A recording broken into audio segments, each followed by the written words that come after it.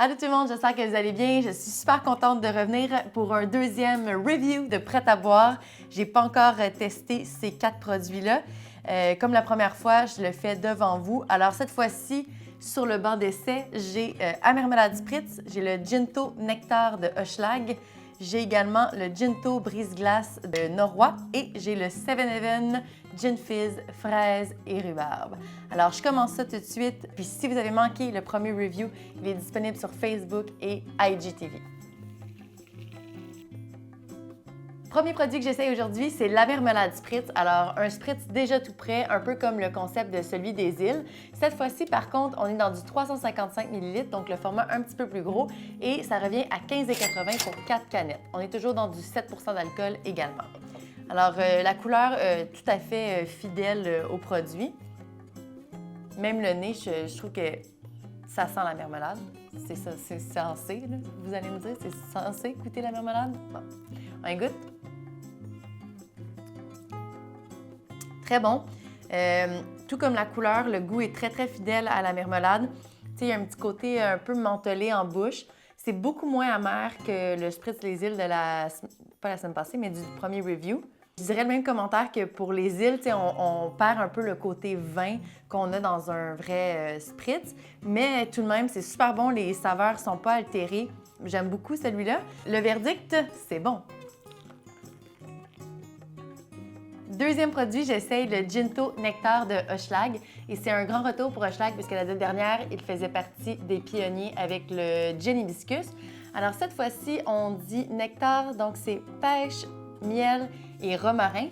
Et déjà au nez, je sens vraiment la pêche et le romarin. Puis même que j'y trouve des petits arômes de club soda. Pas de club soda, de crème soda, mais bon. C'est peut-être juste un childhood souvenir. Alors, encore une fois, on est dans 7 d'alcool. C'est des canettes également de 355 ml et 4 canettes, c'est 16 Ah, je ne m'attendais pas à ça. Il est vraiment différent. C'est très aromatique. Mais ça goûte un petit peu de crème soda à la fin, je tiens à le dire. Le romarin est très présent, ce qui est le fun parce que ça fait... Tu sais, ça a quand même un goût de bonbon, là. Je veux dire, la pêche... La pêche avec crème soda, on le sent bien, c'est le fun. Ils vont pas être contents que je dise crème soda tout le temps. Mais le côté pêche, on le sent beaucoup. Mais le romarin, ça vient donner un petit côté un peu plus raffiné, je trouve, au produit. Le verdict, c'est bon.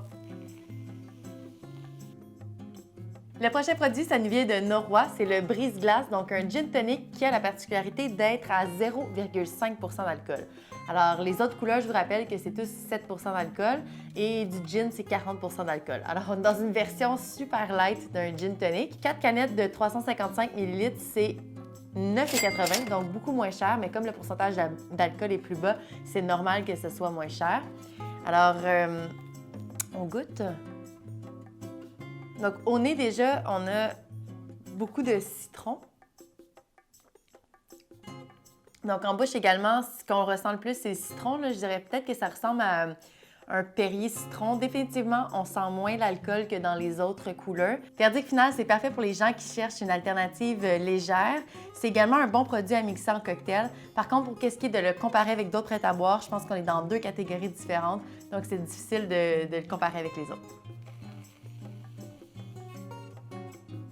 Dernier produit pour ce deuxième review de prêt à boire québécois, ça va être le 7-Eleven Gin Fizz, fraise et rhubarbe. Alors, un retour également pour 7-Eleven qui, l'année dernière, nous avait donné un gin tonic, si je ne me trompe pas, 355 ml et 7 d'alcool. Alors, un paquet de 4 de 7-Eleven, c'est 13 Alors, moins cher également, les 7-Eleven pour plus de quantité. Est-ce que c'est un deal? Est-ce que c'est un deal? À savoir.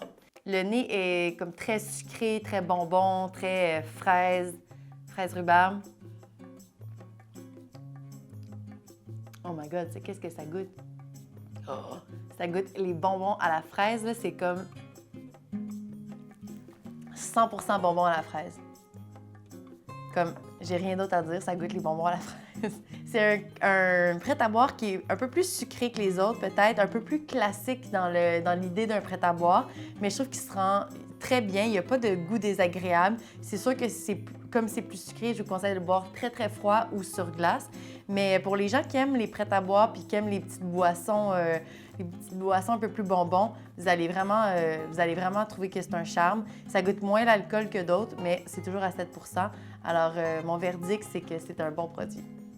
Et voilà, ça conclut la capsule d'aujourd'hui. Alors, jusqu'à présent, j'ai goûté à 8 nouveaux prêts-à-boire québécois et je dois dire que so far, so good quand même. Il n'y a pas un produit qui m'a déçu. C'est certain qu'il y en a pour tous les goûts. Là. Il y a des plus sucrés, plus amers, plus fruités. Mais ça, tous les goûts sont dans la nature. Là. Il n'y a rien de choquant encore. Même que je dirais qu'il y en a qui m'ont surpris plutôt que choqué. Alors, je vais quand même attendre la partie 3 que je vais faire très bientôt avec 4 nouveaux produits. Et après ça, je vais pouvoir déterminer c'est lesquels mes 3 préférés, mais encore là, tous les goûts sont dans la nature. Je vous invite à partager vos commentaires et donner votre feedback quand vous essayez des produits et d'aller voir également la partie 1 si vous n'avez pas vu la partie 1 parce que ça va vous aider à trouver le bon prêt-à-boire pour vous. D'ici là, je vous souhaite une bonne journée et on se revoit bientôt.